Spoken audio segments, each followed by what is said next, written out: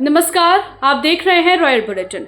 बिहार विधानसभा चुनाव 2025 की मतगणना लगभग पूरी हो चुकी है और तस्वीर साफ है। बिहार में फिर से नीतीश कुमार की सरकार लौटती दिख रही है। एनडीए ने रुझानों में ही 160 पार का आंकड़ा छू लिया है और महागठबंधन एक बार फिर पिछड़ता दिखाई दिया। इसे मन गठबंधन की कमजोरी और एनडीए की मजबूती कहेंगे। मतदाताओं को धन्यवाद। बिहार के मतदाता ने जो बिहार के अंदर कानून के राज में विकास हुआ और यशस्वी प्रधानमंत्री श्री नरेंद्र मोदी जी के द्वारा जो बिहार के विकास में डबल इंजन के सरकार में योगदान रहा है, जनता ने, मतदाता ने आशीर्वाद दिया है। बिहार के जनता और मतदाता को हृदय से धन्यवाद देता हूं और जो हजारों लाखों कार्यकर्ता लगे हुए थे उनको भी मैं अध्यक्ष के रूप में हृदय से धन्यवाद देता हूं। लेकिन सवाल ये है कि क्यों हुआ ऐसा? क्या वजह है जिसने एनडीए को इतनी शानदार बढ़त दिलाई? सबसे पहले और सबसे मजबूत वजह महिला वोटर्स। 29 अगस्त 2025 को नीतीश कुमार ने एक बड़ी घोषणा की।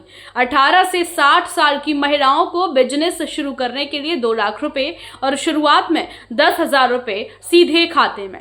चुनाव से पहले 1.21 करोड़ जीविका दीदी के खाते में ये राशि पहुंच चुकी थी। बिहार में कुल 3.51 करोड़ महिला वोटर हैं।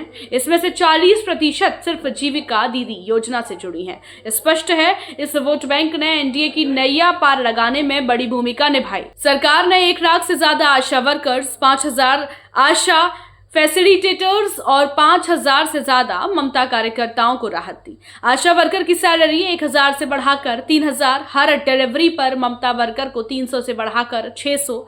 ये राहत सीधा उस तबके में गई जिसने हमेशा नीतीश को समर्थन दिया है। चुनाव से पहले यह एक मास्टर स्ट्रोक साबित हुआ। बिहार सरकार ने घरेलू उपभोक्ताओं को 125 यूनिट बिजली मुफ्त देने का फैसला किया। 1.67 करोड़ परिवारों को इसका सीधा लाभ मिला। अगर एक परिवार में 3 वोट माने तो लगभग 5 करोड़ वोटर्स इस फैसले से प्रभावित हुए। महागठबंधन ने 200 यूनिट फ्री बिजली का वादा किया था, लेकिन नीतीश सरकार का ग्राउंड कनेक्शन ज्यादा मजबूत साबित हुआ। 22 जून से सामाजिक सुरक्षा पेंशन 400 से बढ़ाकर 1,100 रुपए कर दी गई है। इसका फायदा 1.11 करोड़ बुजुर्ग, दिव्यांग और असहाय लोगों को मिला। इस वर्ग ने भी एनडीए को खुलकर समर्थन दिया। ग्रेजुएट बेरोजगारों को 20 से 25 की उम्र में 1,000 रुपए प्रति माह भत्ता देने की घोषणा हुई। इससे 7.6 लाख युवा वोटर प्रभावित हुए। पहली बार वोट डालने वाले युवाओं ने इस योजना को पॉजिटिव रूप में लिया। एनडीए ने टिकट बंटवारे में जातीय संतुलन का पूरा ध्यान रखा।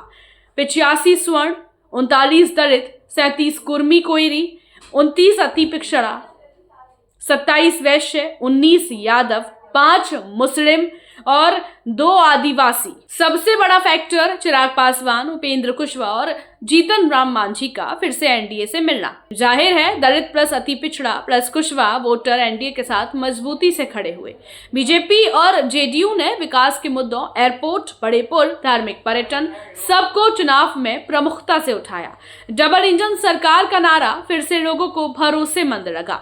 एलजेपी रामविलास के एनडीए में आने से करीब 35 सीटों पर लोजपा वोटर एनडीए में ट्रांसफर हुआ। चिराग पासवान को भी एनडीए में आने का बड़ा फायदा मिला। नीतीश कुमार पिछले महीनों से लगातार दौरे कर रहे थे। महिलाओं, युवाओं, बुजुर्गों, किसान, समूहों, हर वर्ग से सीधे जुड़कर उनकी समस्याएं सुनी।